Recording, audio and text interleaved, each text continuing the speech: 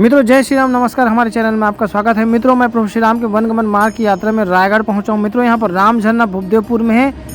जी हां मित्रों, यहां पर आने के लिए सबसे मेजर रेलवे स्टेशन है रायगढ़ का।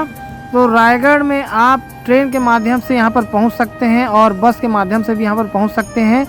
मित्रों यहाँ आने के बाद आपको स्वयं के व्हीकल से यहाँ पर राम झरना भूपदेवपुर जाना पड़ेगा। तो मित्रों हम पहुँच गए हैं। ये जैसे ही हम पहुँचते हैं तो यहाँ पर राम झरना का ये गेट है।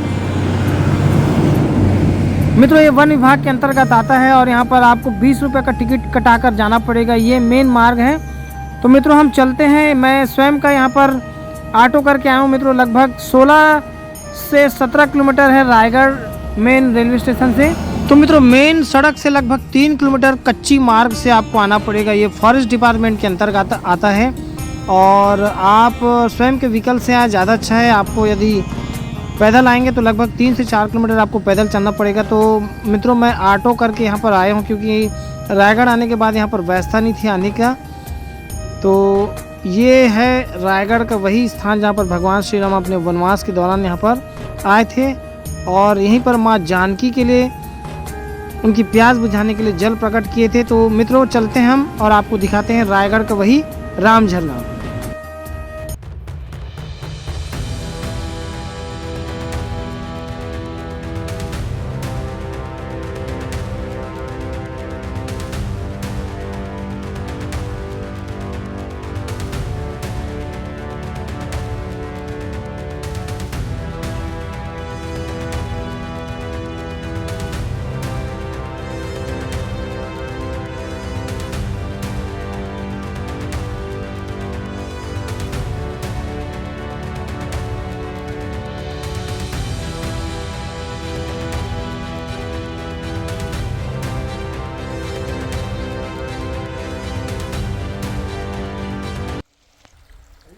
जय श्री राम मित्रों, नमस्कार। हमारे चैनल में आपका स्वागत है। मित्रों मैं प्रभु श्री राम के वनगमन मार्ग की यात्रा कर रहा हूं और भगवान राम सरगुजा संभाग से रामगढ़ से बढ़कर इस रायगढ़ क्षेत्र में आते हैं जिसे राम झरना कहते हैं। रायगढ़ के भूपदेव नगर है, भूपदेवपुर एक गाँव है, वहाँ से नज़दीक ही पड़ता है ये राम झरना। अगर आप यहाँ आना चाहते हैं तो रायगढ़ मेजर रेलवे स्टेशन है, वहाँ से लगभग 16-17 किलोमीटर दूर पड़ेगा और भूपदेवपुर एक गाँव है, वहाँ से लगभग 5-7 किलोमीटर पड़ेगा। तो दिखाते हैं भगवान श्री राम के वनगमन मार्ग का प्रमुख हिस्सा जिसको राम झरना कहते हैं, जो रायगढ़ में है। मित्रों मैं रायगढ़ से एक ऑटो हायर करके यहाँ पर आया हूँ क्योंकि बहुत दूर है, आउट है। और ये भाई साहब है साहू जी, हमारे क्या नाम है भैया? कुमार साहू। चलो ठीक है, हमारे चैनल में आपका भी स्वागत है। तो भगवान राम अपने वनवास के दौरान आए थे सरगुजा संभाग में। रामगढ़ के बाद वो इस क्षेत्र में आए थे। तो राम झरना में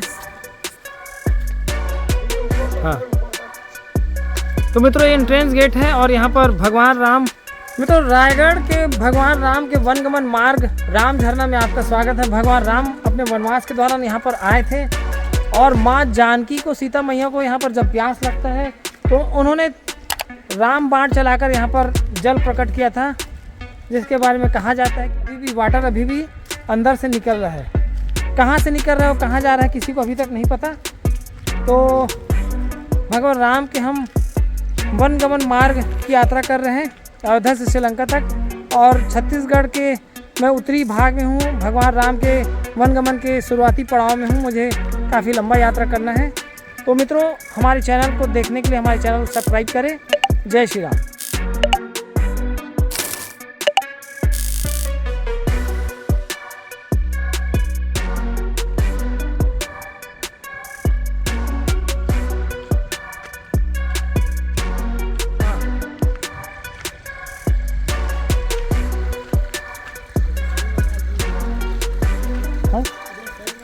हाँ, तो मित्रों भगवान श्री राम की यहाँ पर मूर्ति है और जानकी माँ, श्री राम जी और लक्ष्मण जी यहाँ पर खड़े हुए हैं। और ये वही मुद्रा है मित्रों जब भगवान राम माँ जानकी के कहने पर तीर से जल प्रकट करते हैं और ये वही स्थान है। ये देखिए,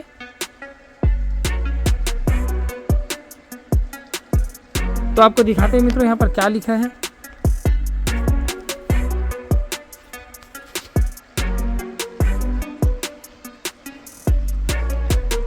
तापस विशेष उदासी 14 वर्ष वनवासी राम। भगवान श्री राम 14 वर्ष वनवास काल में कुछ दिन इस स्थान पर ठहरे।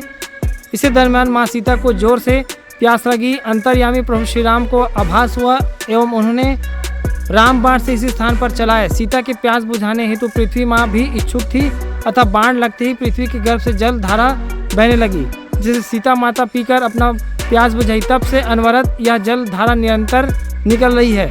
वर्तमान में राम झरना के रूप में जाना जाता है। वर्तमान में इस जल धारा से सैकड़ों एकड़ खुशहाली जमीन सिंचित हो रहे हैं। लोगों को जीवन में खुशहाली हो रही है। इस कुंड के पानी पीने से रोग से संबंधित कई बीमारियां ठीक हो जाती है एवं त्वचा संबंधित बीमारी से लाभ मिलता है। धार्मिक आस्थावान लोग इस कुंड में से जल लेकर शिव में अर्पित करते हैं।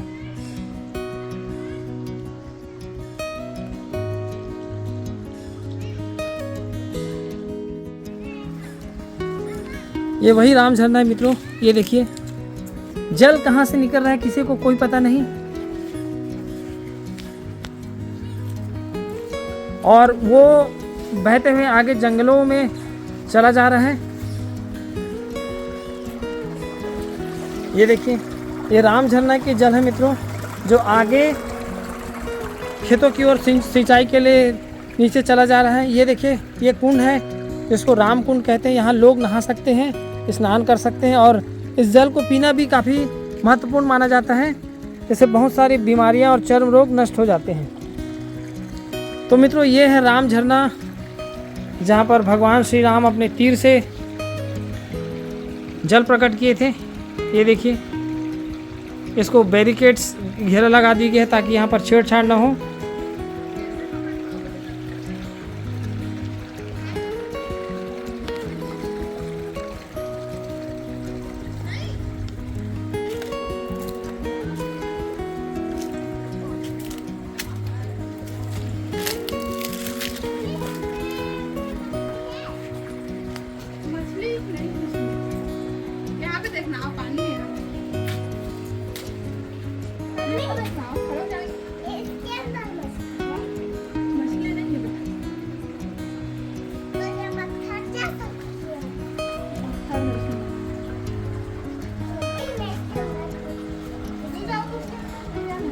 मित्रों हम रायगढ़ के राम झरना में हैं, और भगवान श्री राम जहाँ जहाँ अपने वनवास में गए हैं, रुके हैं, वहाँ पर भगवान शंकर के शिवलिंग की स्थापना की है। तो जी हाँ मित्रों, यहाँ पर ऊपर में एक शिवलिंग है जहाँ भगवान शंकर की स्थापना की थी। और अभी वर्तमान में लोग इस जल को, क्योंकि वर्तमान में गंगा का स्वरूप है, क्योंकि भगवान राम ने स्वयं प्रकट किया था, तो इस जल को वहाँ पर जो भक्तजन आते हैं वो चढ़ाते हैं।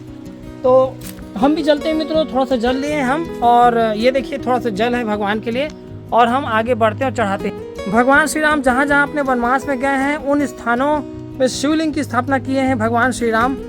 तो ये एक प्रमुख स्थान है रायगढ़ राम झरना। भगवान राम की यदि आप भक्ति करना चाहते हैं तो आप खूब नाम जप करिए, भगवान का नाम जप करिए, माला से जप करिए, क्योंकि राम के नाम से बड़ा कोई नाम नहीं है। भगवान शंकर स्वयं भगवान राम का नाम राम राम राम लेते रहते हैं, क्योंकि भगवान शंकर आदि गुरु है। भगवान शंकर स्वयं देवों के देव है, आदि गुरु है, और वो स्वयं भगवान का नाम जपते हैं राम राम। तो हम इंसान हैं तो हमारा भी उद्धार हो जाएगा। तो आप खूब नाम जप करिए। तो हम पहुंच चुके हैं वह स्थान जहां पर भगवान श्री राम अपने हाथों से यहाँ शिवलिंग की स्थापना किए थे।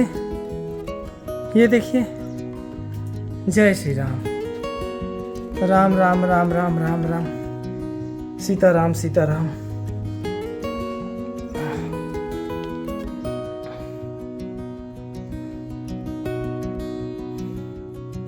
मित्रों ये वही स्थान है जहाँ पर भगवान राम ने यहाँ पर शिवलिंग की स्थापना की थी अपने हाथों से।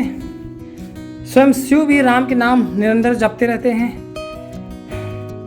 राम भगवान की महिमा, प्रभु राम की महिमा कहना बहुत मुश्किल है, स्वयं हजार फन वाले शेष नहीं कह सकते। जय श्री राम। हम रायगढ़ के राम झरना में हैं और भगवान शंकर का ये शिवलिंग है जिसे भगवान राम ने अपने हाथों से त्रेता युग में यहाँ पर स्थापित किया था, जब वो वनगमन के समय में माता जानकी, भैया लक्ष्मण और स्वयं राम जी यहाँ पर आए थे और कुछ दिन यहाँ पर समय बिताए थे। और जब माँ जानकी को तेज प्यास लगा तो यहाँ पर भगवान श्री राम से कहते हैं कि मुझे प्यास लग रहा है।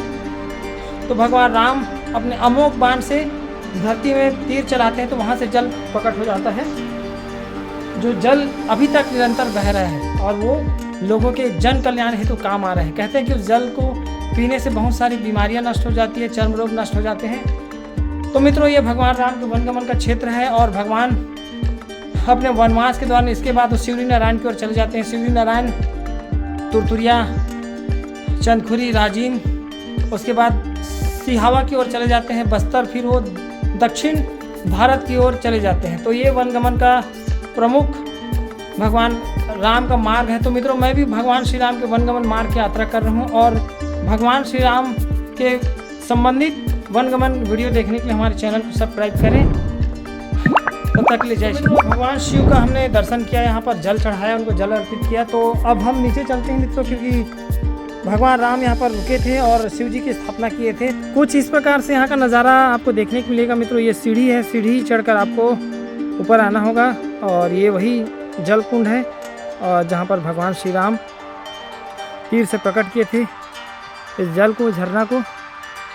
वर्तमान में जल भूमिगत है, अंदर से कहाँ से निकल रहा है अभी तक कोई नहीं जान पाया और वो कहाँ जाता है उसका भी कोई अता पता नहीं है। तो ये भगवान की लीला है। प्रातःकालीन ये वही स्थान जहाँ पर भगवान श्री राम अपने वनवास के दौरान आए थे।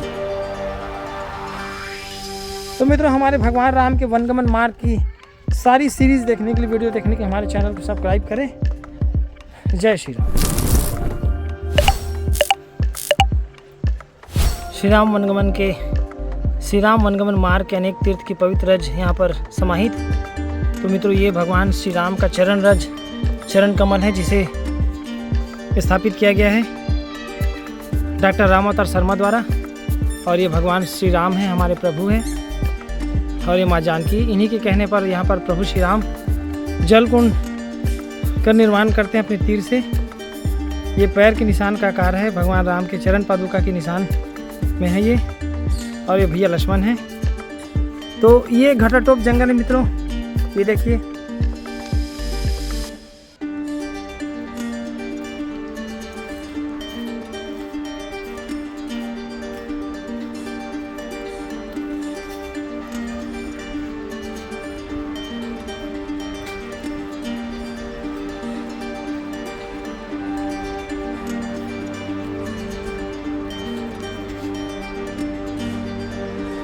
तो मित्रों, जय श्री राम। रायगढ़ के राम झरना से अब हम ब्लॉग का समापन करते हैं। यदि आप आना चाहते हैं तो आप भूपदेवपुर रेलवे स्टेशन या रायगढ़ रेलवे स्टेशन से आप यहां पहुंच सकते हैं। आपको यहां पर आने के लिए स्वयं का ऑटो करके आना पड़ेगा, स्वयं के व्हीकल से आना पड़ेगा। इसके बाद हम आगे चले जाएंगे भगवान के आगे वनगमन पथ यानी शिवरी नारायण की ओर। तो मित्रों, भगवान श्री राम के वनगमन मार्ग का वीडियो देखने के लिए हमारे चैनल को जरूर सब्सक्राइब करें। तब तक के लिए जय श्री राम।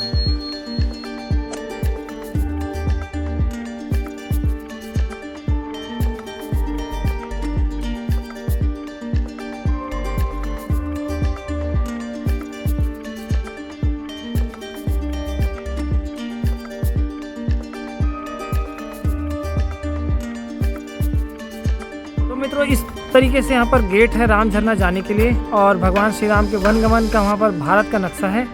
और ये मेन रोड है मित्रों, रायगढ़ से भूपदेवपुर वाला रास्ता ही ये और मेन रास्ते से लगा हुआ है ये। और रायगढ़ से लगभग 20 किलोमीटर की दूरी पर है ये राम झरना कहते हैं इसे। तो मित्रों, मेन गेट है, मेन गेट से लगभग 3 किलोमीटर अंदर जाना पड़ेगा। तो मैं गाड़ी हायर करके आया हूँ। तो आशा करता हूँ कि आप भी यहाँ पर आएँ और भगवान श्री राम के वनगमन मार्ग यात्रा है जो वहाँ पर देखिए झरना है। तो ब्लॉग का यहाँ समापन करते हैं मित्रों। तब तक के लिए जय श्री राम।